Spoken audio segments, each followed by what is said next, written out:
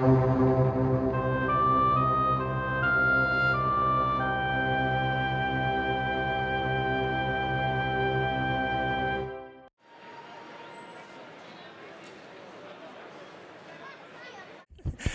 Mark Krawczyk, WeLiveFilm.com, and we are here with the one and only legendary Michael Rooker. How are you enjoying the contest so far, or the con so far?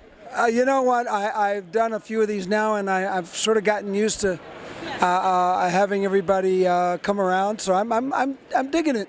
Yeah, I like Madison too. Oh, well, good to hear. Good to hear. We're happy that you were able to make it to our fine Cheesehead state. So I just want to ask you a couple questions. First, of course, Guardians of the Galaxy.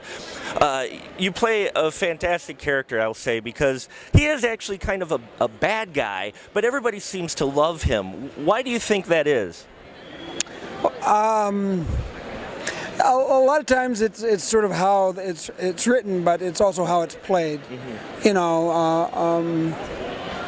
and sometimes you don't really know why. You know, you just do your job, you play the role. I like to add a bit of really kind of a little spice in there. You know, some sardonic humor and stuff like that, and you know. I laugh and I'm punching your ribs out because I love you, you know, and I'm teaching you a positive lesson in life, and you're going to be stronger for it. It's not because I'm abusing you, right?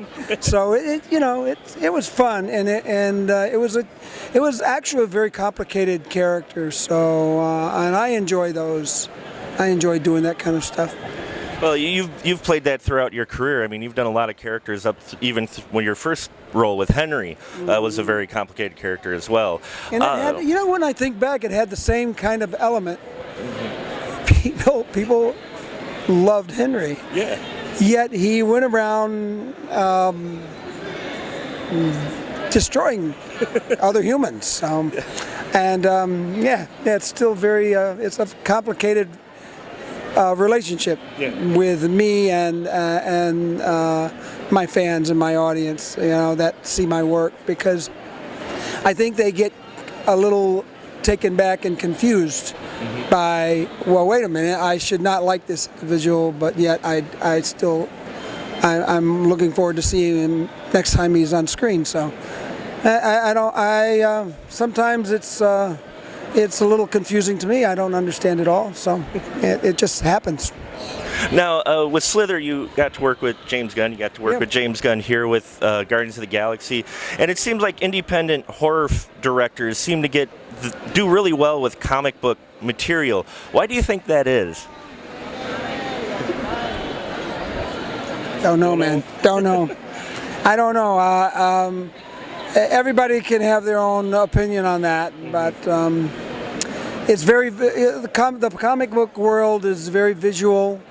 I think our brains work well that way, and we, you know, they're drawn in a way, especially if you had a lot of story and a lot of character in there, and you like in Guardians of the Galaxy, the writing was stellar, so.